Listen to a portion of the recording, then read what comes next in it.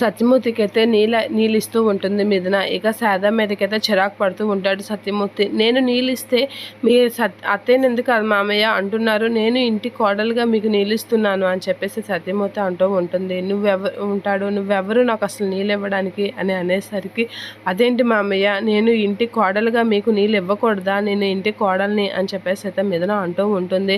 అది నువ్వనుకుంటే సరిపోదు అని చెప్పేసి సత్యమూర్తి అంటూ ఉంటాడు. అదేంటి మామయ్య, పదే పదే మీరు నన్ను పరాయి మనిషిలా చూస్తున్నారు, నేను ఇంటి కోడల్ని, మీ ఇంటి కోడలుగా నాకు అలాంటి ఇది లేదా అని చెప్పేసి మిథున అంటూ ఉంటుంది. నీ బాగు కోసం నేను చాలాసార్లు ఇంటి కోడలుగా మేము గుర్తించలేదు, నిన్ను బయటికి వెళ్ళిపోమని చెప్పినా సరే నువ్వు ఇంట్లోనే ఉంటానంటున్నావు అని చెప్పేసి అంటూ ఉంటాడు. అయినా నేను నా బాగు కోరుకోవడం అంటే ఏంటి మామయ్య అని అంటూ ఉంటుంది మిథున. ఆ మాటలకి ఇక మిథున, నేను మంచిగా ఇంట్లో నేను చాలా సంతోషంగా ఉన్నాను, అయినా మీరు ఎందుకు పదే పదే నన్ను నా మంచి కోరుతున్నాను అంటున్నారు అని చెప్పేసి అంటూ ఉంటుంది. అయితే నేను ఒక విషయం అడుగుతాను చెప్పు అని సత్యమూర్తి అంటూ ఉంటాడు.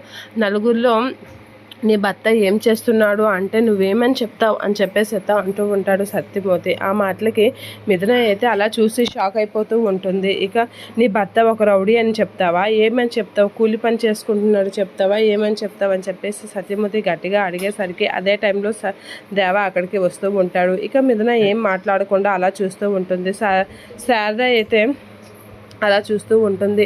అందరూ నీతో పాటు చదువుకున్న వాళ్ళందరూ మంచి మంచి ఉద్యోగాలు మంచి మంచి దీనిలో ఉంటారు, కానీ నీ భర్త మాత్రం ఒక రౌడీ అని నువ్వు ఎలా చెప్పుకుంటావు అని చెప్పేసి అయితే అంటూ ఉంటాడు. ఆ మాటలకి మిథున అయితే ఏం మాట్లాడకుండా అలా చూస్తూ ఉంటుంది. ఒక కూలి పని చేసిన వాళ్ళైనా సరే నా భర్త కష్టపడి మమ్మల్ని పెంచుతున్నాడు అనైనా చెప్తారు, కానీ నీ భర్త నిన్ను రౌడీ పని చేసుకుంటున్నాడని నువ్వు గర్వంగా చెప్పుకోగలవా అని చెప్పేసి సత్యమూర్తి అయితే మిథునని అనేసరికి మిథున అలా చూస్తూ ఉంటుంది. ఇక మెల్లో 3 ముళ్ళు చాలా పవిత్రమైనవే, కానీ ఆ పవిత్రమైన బంధాన్ని నిలుపుకోవడం కూడా ఒక పవిత్రతే, కానీ అది కట్టినవాడు కూడా ఒక మంచివాడు అవ్వాలి కదా, ఆడికి కూడా ఒక గుణం ఉండాలి కదా, వాడికి పూర్తిగా బాధ్యతలు లేవు, బాధ్యత లేని వాడితో ఒక రౌడీతో నువ్వు పెళ్లి చేసుకున్నావు, అందుకే నీ జీవితం నాశనం కాకూడదనే నేను ఇదంతా ఇలా నేను ఇంట్లో నుంచి వెళ్ళిపోమంటున్నాను, నీ జీవితం నేను చూసుకోమంటున్నాను అని సత్యమూర్తి అంటూ ఉంటాడు.